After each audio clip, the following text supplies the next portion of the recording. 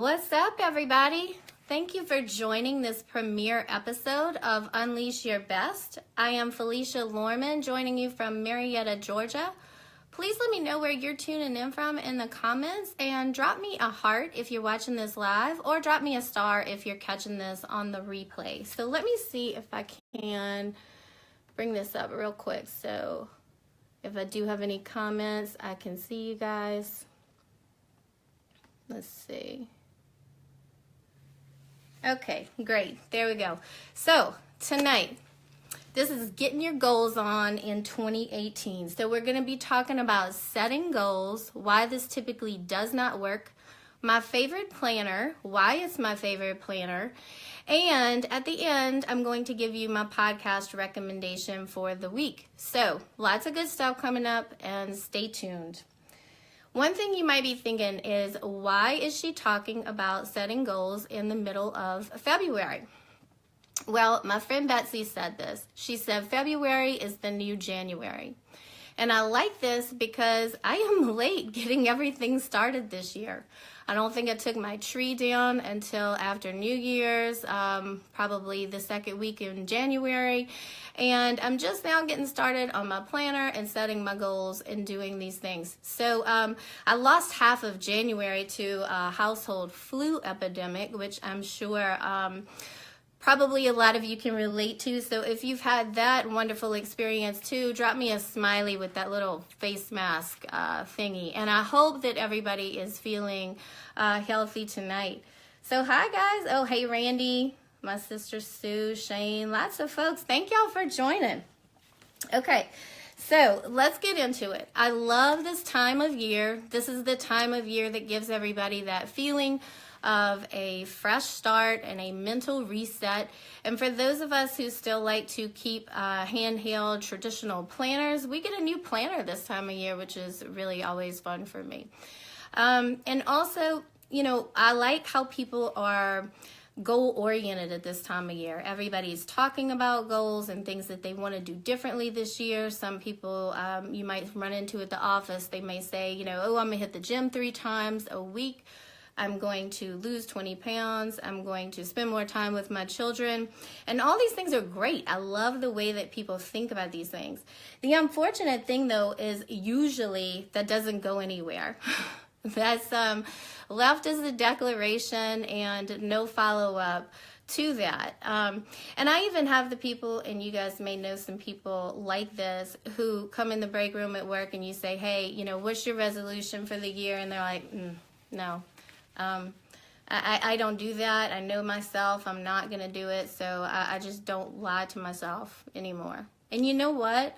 I almost want to say good for them, because at least they're not lying to themselves. Because one thing that I've realized lately is we say that we're going to do things. We put these things out there. We tell ourselves we're going to do them. And then I think we don't take it very seriously if we let ourselves down, because we're not letting somebody else down. We're just letting ourselves down. And we think that there's no harm in that. But I believe that there is. I think that we do this year after year, time after time. We tell ourselves that we're going to do these things and we don't follow up. And I think it sabotages our self-trust. It sabotages our belief in ourselves. And so that's what I really want to talk about tonight is how to get past that and do something differently. What if you are serious? What if you have a goal for 2018 that you want to set? What if you want to really make sure that that happens? I think the key to this is setting an action plan. You have to have a plan for that goal. I have worked as a business analyst and a project manager for 17 years now. And we do this kind of thing at work all the time, and we don't think anything of it. We have a project at work, we make a project plan. We think about our big goal, and then we drill down into what objectives that we need to accomplish to get to that larger goal. And for each of those objectives, what are our critical tasks that we need to do by when? We don't think anything of doing that. But for some reason, we don't do a good job at doing that in our personal lives. And so we put these kind of wishes out into the universe, and we don't really see them come to fruition. And the worst part about that is our quality of life doesn't improve in that way. So that's what I want to talk about tonight. And the planner that is now my new favorite planner that I'm going to share with you guys, what makes it different to me is it doesn't just give you a place to write in those daily to-dos, but it actually helps you discover what some of your goals may be and helps you define an action plan around those goals. Okay, so I hope you guys can see this. It's called the Rituals for Living Dream Book and Planner. And it's got this nice like white embossed cover on here, and this is published by a company called the Dragon Tree Apothecary, and so I will post this link when I post the video for you guys. And I have seen people color this cover online, and it's been really beautiful. As you can see, I have not been brave enough to try that yet for fear that I will mess this up, but I might. I'm working on that courage, so if I end up coloring that, I'll give you guys an update.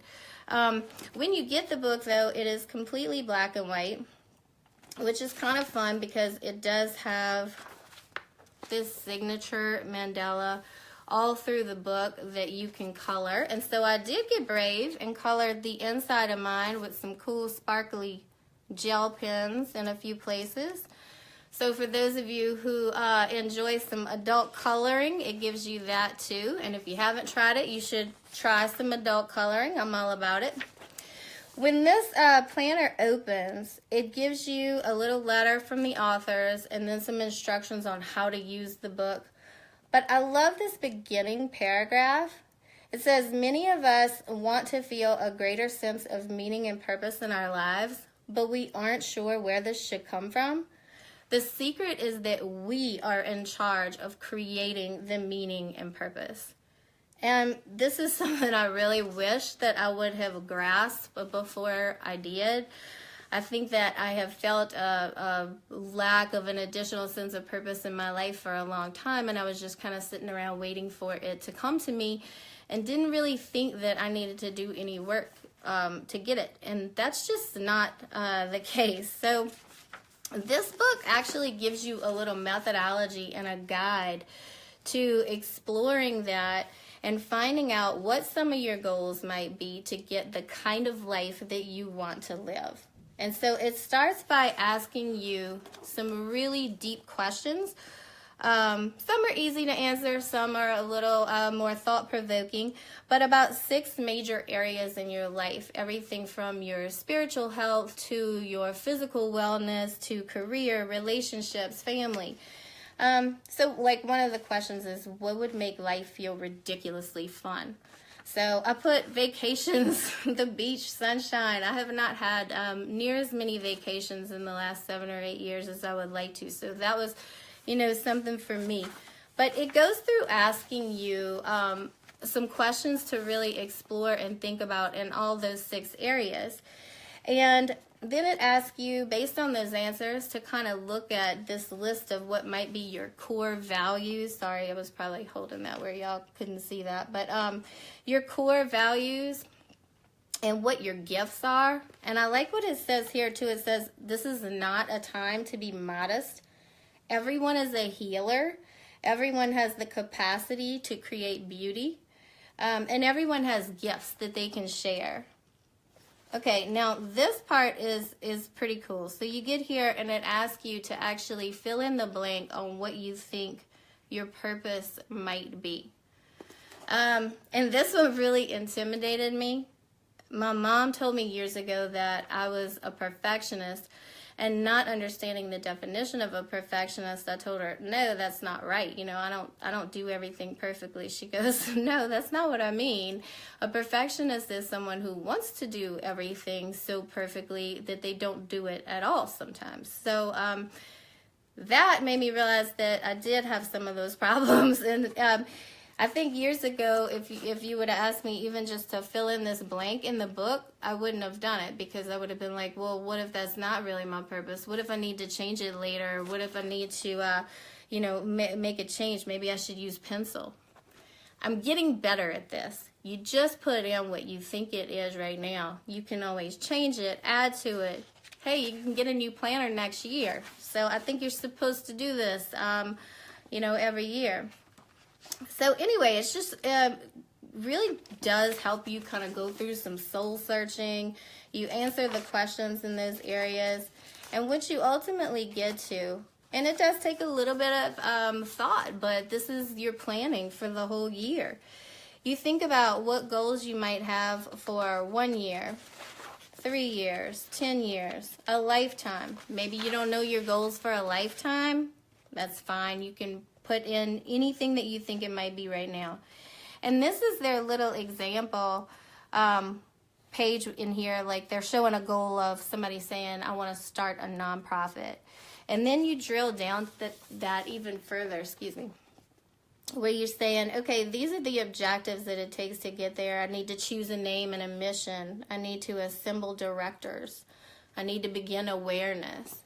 And then from each of those little projects, sub-projects, you can start to define critical tasks that you need to do on a consistent basis to get to your goals. So it really does. I won't take y'all through every page in there, but the beginning of the book is really about planning those projects and helping you determine the task you need to get to your goal. Which is something I think that daily planners, as awesome as they are, and I've used a bunch of them, they just don't do a great job at helping you with that part. So 2 other things that I want to show you guys about this planner real quick. In between, so after you finish the kind of dream book part in the beginning, then in between each of the weeks, it gives you this weekly boot camp.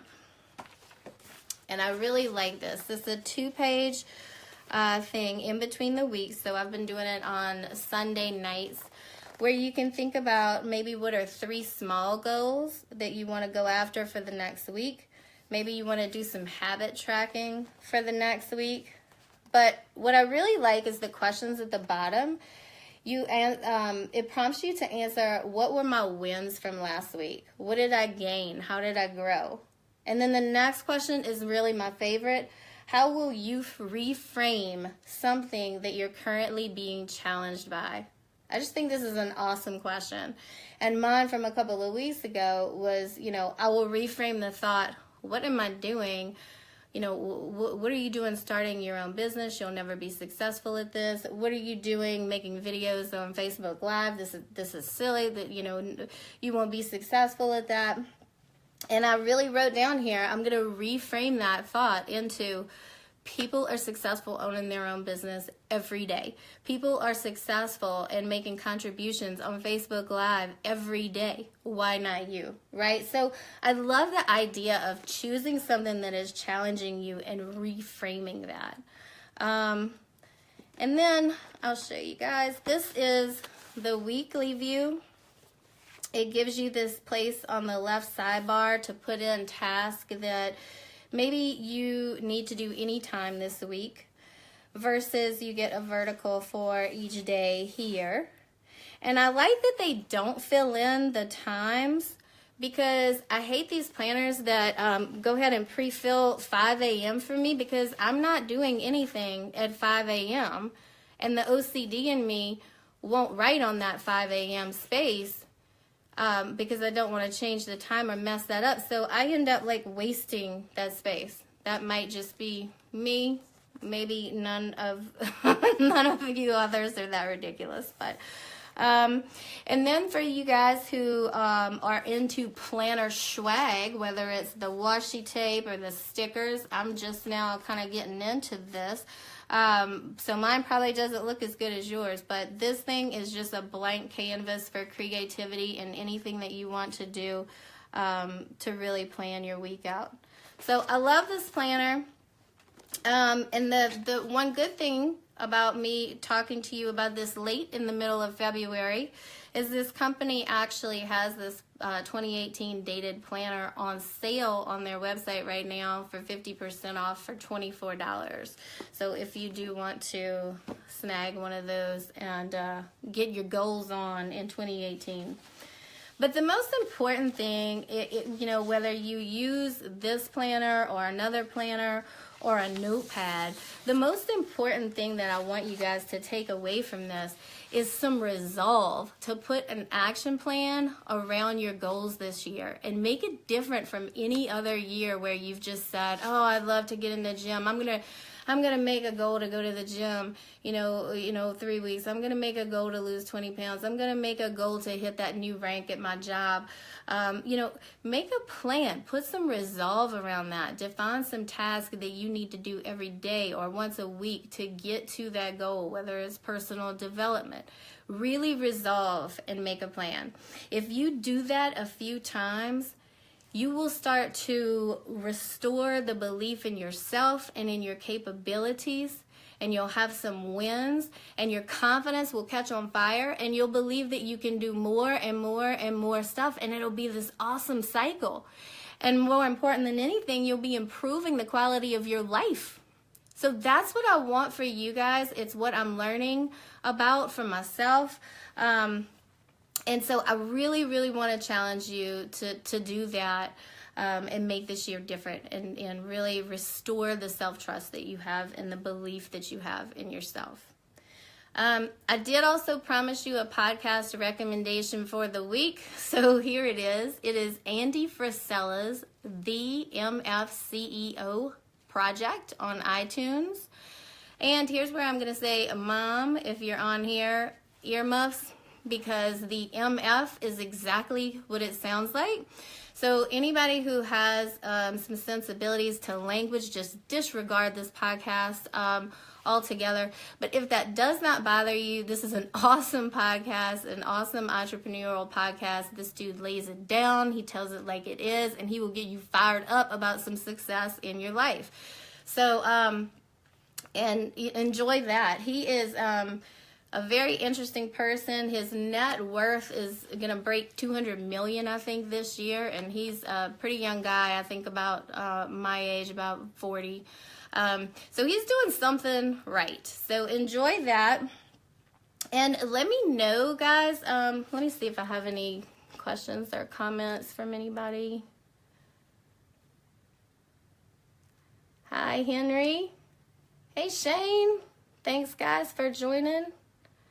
I don't see any questions or comments right now, but certainly you can always message me on Facebook. Let me know if you enjoyed this and if you found any value in this, what else you might like to see more of. Next Monday, I will be uploading a video at the same time, but I won't be live. I'm going to visit my sister and her lovely family in Shreveport. But then I'll be back live the Monday after that. And in the meantime, please check out my website. It's FeliciaLormand.com. I'll also invite you to like my business page, which is Felicia Lormand Unleash Your Best on Facebook. I'm also on Instagram, and just message me and tell me what you thought about this. And go out there and unleash your best. Thanks.